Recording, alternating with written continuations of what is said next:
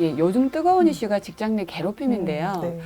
당연히 폭력을 행하거나 노골적인 따돌림, 욕설 등은 일반인이 생각해봐도 명백한 직장 내 괴롭힘에 해당된다라고 생각이 됩니다. 그러나 애매한 경우도 많고 또 최근에는 허위나 가장 신고를 남발해가지고 평소 사이가 좋지 않던 동료를 괴롭힘의 가해자로 신고하는 경우도 있더라고요. 네. 노무사님도 일하시면서 이렇게 판단이 애매한 경우도 있지 않나요? 네, 맞습니다. 애매한 경우도 있고 참 곤란한 경우도 있는데요. 저희가 실제 이제 괴롭힘인지 아닌지를 판단해 달라라고 사건 용역을 받은 케이스였는데 이제 직장 내에서 왕따를 당한다라고 신고를 했던 케이스예요. 총 13명이 일하는 부서인데 혼자 왕따다. 그리고 이제 그 13명이 모두 이제 여성으로 구성된 부서니까 진짜 어떻게 보면 실제로 발생했을 수도 있겠다라고 저희가 생각을 하고 조사를 했는데 그분께서 신고하기로는 회식을 하는데 나만 안 끼워준다? 나 몰래 회식한다. 그리고 나만 오면 사람들이 흩어진다. 네, 그래서 왕따를 당하고 있다. 오랜 기간 왕따를 당했다. 라고 했는데 저희가 사건을 조사해 보니 그분께서 말씀하시는 회식이 회사의 공식적인 회식이 아니라 그냥 우리끼리 3, 4, 5 모여서 회사 마치고 그냥 술 한잔 하는 이런 사적 모임이었던 것이고 그리고 이제 코로나로 인해서 회식이 공식적으로는 회사가 공식적인 회식이 없었고 네 그리고 나만 오면 사람들이 흩어지는 게 아니라 그냥 타이밍상 그랬던 것 뿐인데 본인께서 그냥 혼자 오해를 하셨던 것이고 네 그래서 사실은 직장 내 괴롭힘이 아니었던 상황이었거든요. 그러면 네. 근로기준법에서 금지하고 있는 직장 내 괴롭힘에 대한 어떤 기준, 이런 가이드라인 같은 게 있나요? 네. 근로기준법에서 아예 직장 내 괴롭힘이 무엇인지를 아예 딱 정의를 하고 있는데요. 네. 제가 한번 읽어봐 드릴게요. 네네. 네.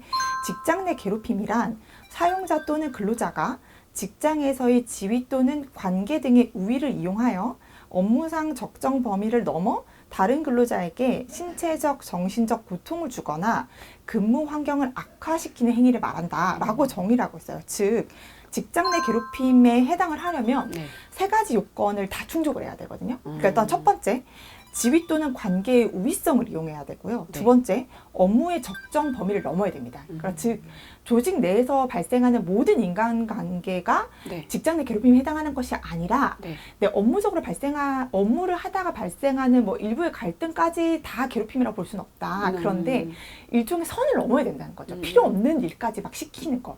그리고 그로 인해서 신체적, 정신적 고통을 주거나 근무 환경이 악화되어야 되는 거. 이 세 가지 요건을 다 충족해야 되기 때문에 사실상 일반인들께서 생각하시는 것보다 직장 내 괴롭힘에 해당하는 게 법적으로 쉽지는 않아요. 그러네. 네. 세 가지가 다 돼야 되니까. 네, 맞아요. 대한민국에서 사업하시는 대표님들 네. 노동법 종류가 너무 많다 보니 근로자 고용 시 굉장히 좀 고충이 많을 것 같은데요. 네. 사례를 들어서 한번 설명해 주시겠어요? 네, 그래서 이제 노동부에서 직장 내 괴롭힘의 유형과 사례를 매뉴얼로 딱 정리를 해서 한번 이제 발간한 적이 있었는데요. 네. 그 내용을 일부 발췌해서 설명을 드려보면 네. 폭행이나 위협 같은 신체적 괴롭힘도 괴롭힘에 해당을 하고 욕설이나 폭언 그리고 다른 직원들이 다 같이 있는 자리에서 공개적인 자리에서 모욕감을 주는 행위 네. 협박이나 비하 발언 등 언어적인 괴롭힘 그리고 합리적인 이유 없이 무시하거나 차별하거나 업무와 관계없는 허드렛 일을 시키거나 심부름 막 시키는 거 그리고 업무와 전혀 상관없이 불필요하게 추가 근무를 막 강요하는 거 그리고 앞서 말씀드렸던 것처럼 집단적인 따돌림 행하는 거 이런 것들이 다 모두 직장 내 괴롭힘에 해당을 할 수가 있습니다. 네. 네.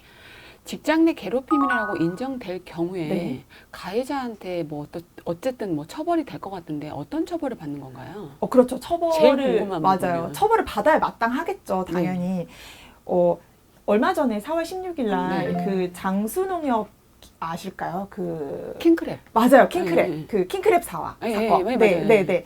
거기에 대해서 고용노동부가 특별근로감독을 착수했던 결과를 발표했었거든요. 아, 결과 나왔나요? 네, 결과 나왔어요. 그 결과를 일단 먼저 설명드리고 말씀드리면 좀 이해가 쉬우실 것 같은데 네.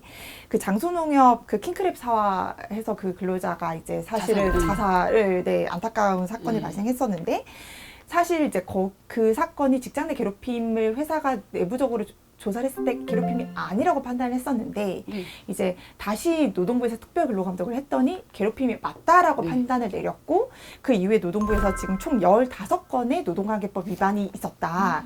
그렇게 지적을 했고 그중에 형사 입건이 된 게 총 6건 그리고 이제 과태료가 총 6,700만 원이 부과됐어요. 네, 꽤 크죠. 매우 크죠. 이건 회사가 물어야 되는 건가요? 그렇죠. 네. 그러니까 즉 직장 내 괴롭힘이 인정이 될 경우 네. 가해자, 즉 괴롭힘을 행한 분도 여기에 대해서 처벌을 받을 뿐만 아니라 네. 회사도 여기에 대해서 이제 과태료나 이런 것들이 발생할 수 있는 거죠. 객관적으로 사실관계를 착수하지 않았거나 이런 문제가 발생했을 때는. 이 가만히 있을 게 아니네요. 그럼요. 네. 그래서 아까 질문하신 거에 대해서 다시 원칙적으로 답변을 드리면 네. 괴롭힘이라고 일단 인정이 되면 네. 가해자는 회사가 이 괴롭힘이라고 신고된 사건에 대해서 면밀하게 조사를 해서 괴롭힘으로 인정이 되면 네. 가해자에 대해서는 징계 조치를 하는 것이 마땅합니다. 그렇죠. 네, 그러면 이제 징계를 과연 어느 수위 정도의 징계를 해야 되느냐는 네.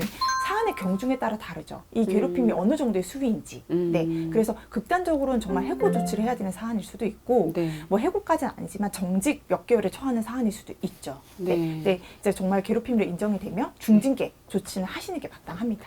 사실 이런 경우도 뭐 발생하면 안 되긴 하는데 요즘 그 평소 사이가 좋지 않은 동료를 괴롭힌 프레임에 가둬가지고 신고하는 경우도 있더라고요. 이런 경우는 어떻게 구제받을 수 있는 건가요? 구제받을 수가 없어요. 너무 네? 안타깝게도. 왜요? 이게 사실 이제 질문이 괴롭힘을 프레임을 악용하는 사례잖아요. 네. 근데 이제 근로기준법은 그런 악용하는 사례를 전제로 법이 만들어진 게 아니라 네. 직장 내 괴롭힘이 사실 이제 정말 발생했다는 전제 하에서 그런 일이 발생했을 때는 피해자의 권리 구제, 피해자의 보호 조치에 관해서 포커싱이 된 거기 때문에 네. 이런 것들을 악용하는 경우까지를 내용은 없거든요. 그래서 실제 저희가 괴롭힘 사건에 대해서 조사 용역을 할 때 괴롭힘을 했다라고 행위자로 지목되신 분들이 매우 억울함을 호소하시면서 많이 물어보시는 게 네. 나 나중에 이 사건이 끝나면 이 나를 지목한 이 상대방을 대상으로 무고죄로 신고할 수 있느냐라고 많이 질문을 하시거든요. 가능할 것 같은데. 네. 그럼 저희가 이 사건 조사와 관계없이 이 사건은 이제 근로기준법에 관한 내용이고 무고죄는 형사건이기 때문에 네네. 지금 이 사건과 관계없이 별도로. 본인께서 억울하시면 무고죄로는 별도로 하실 수 있다. 뭐 물론 이제 제가 변호사가 아니라서 면밀히 답은 못 드리지만 별개로 하실 수 있다라는 조언을 드리거든요. 네. 그래서 이거는 이제 구제는 말씀드린 대로 노동법과 관계없이 이제 형사 무고죄로 별개의 다툼을 하실 수는 있습니다. 근데 이제 노동법과 관련해서 구제할 수는 없죠. 네. 좀 법이 좀 악용할 수도 네, 있겠다. 맞습니다. 이 생각이 악용되는 좀, 사례가 요즘에 의외로 되게 많습니다. 네, 이거 진짜 네. 의외로 많을 것 같아요. 네, 맞아요.